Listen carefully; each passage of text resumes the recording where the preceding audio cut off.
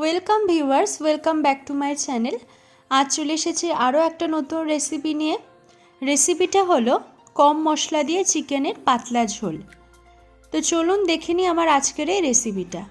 চিকেনের ঝোল বানানোর জন্য আমি প্রথমেই নিয়ে নিয়েছি 1 কেজি পরিমাণ চিকেন এবং সেটাকে ভালো করে ধুয়ে পরিষ্কার করে রেখেছি।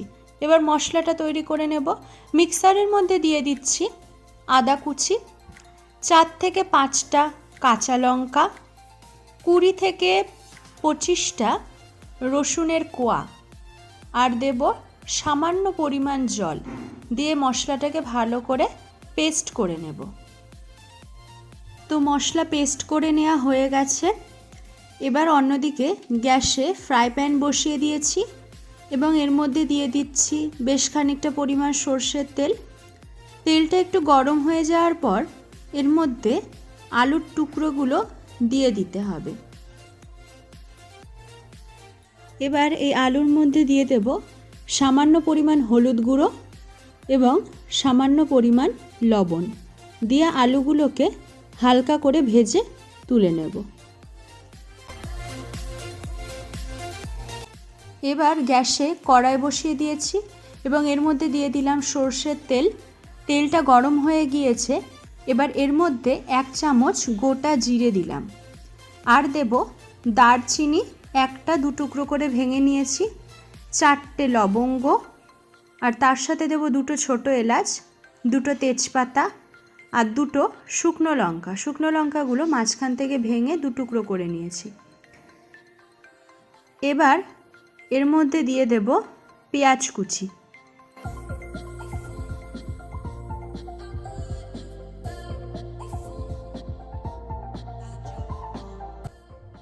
পেঁয়াজগুলোকে হালকা ভেজে নেব, বেশি কড়া করে ভাজবো না। এবার এই পেঁয়াজের মধ্যে দিয়ে দিচ্ছি ছোটো চামচের 1 চামচ চিনি।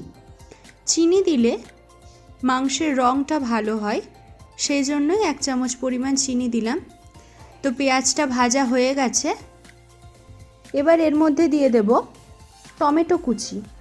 আমি একটা ছোট সাইজের টমেটো কুচি করে নিয়েছিলাম, দিয়ে এটাকে ভালো করে নেড়ে চেড়ে ভেজে নিতে হবে। পেঁয়াজ আর টমেটোটা ভাজা হয়ে গেছে। এবার এর মধ্যে যে মশলাটা পেস্ট করে রেখেছিলাম সেই মশলাটা দিয়ে দিলাম, দিয়ে এবার মশলাটাকে ভালো করে কষিয়ে নিতে হবে। এবার এর মধ্যে দিয়ে দেব 2 চামচ হলুদ গুঁড়ো, আর তার সাথে দিয়ে দেব স্বাদ অনুযায়ী লবণ, দিয়ে ভালো করে নাড়াচাড়া করতে হবে।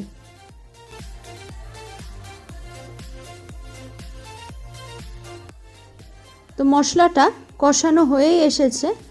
এবার এর মধ্যে দিয়ে দেব 1 চামচ জিরে গুঁড়ো, আর দিচ্ছি 1 চামচ ধনে গুঁড়ো, আর কাশ্মীরি লঙ্কার গুঁড়ো 1 চামচ।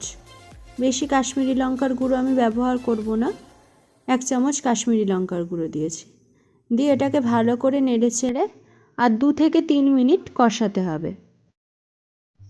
মশলাটা কষিয়ে নেওয়া হয়ে গেছে। এবার এর মধ্যে চিকেনটা দিয়ে দেব এবং তারপর ভেজে রাখা আলুগুলো একে একে চিকেনের মধ্যে দিয়ে দেব, দিয়ে ভালো করে মাংসটাকে কষিয়ে নিতে হবে।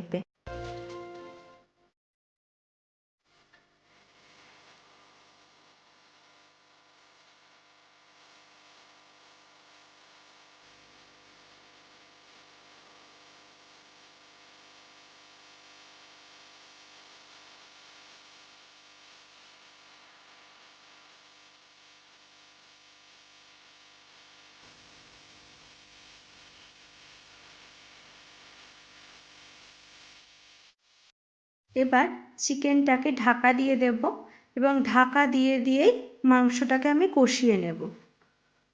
15 মিনিট ঢাকা দিয়ে চিকেনটাকে ভালো করে কষানো হয়ে গেছে। দেখতেই পাচ্ছেন চিকেনটা খুব ভালোভাবে কষানো হয়েছে, আর চিকেনের মধ্যে যে পরিমাণ জল ছিল পুরোটাই বেরিয়ে গেছে, খুব বেশি পরিমাণ জল ছিল না। এবার চিকেনটাকে একটু নাড়াচাড়া করে এর মধ্যে আমি দিয়ে দেব গরম জল।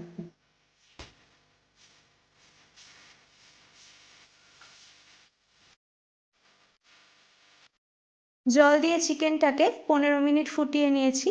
চিকেনের রেসিপিটা আমার তৈরি হয়ে গেছে, এবার এটাকে সার্ভ করে দেবো। আমার রেসিপিটা কেমন লাগলো সকলে অবশ্যই জানিও, আর ভালো লাগলে লাইক কমেন্ট শেয়ার আর আমার চ্যানেলকে সাবস্ক্রাইব করে দিও। আবার দেখা হবে আরও একটা নতুন রেসিপি নিয়ে। ততক্ষণ সকলে ভালো থাকবেন, সুস্থ থাকবেন। ধন্যবাদ।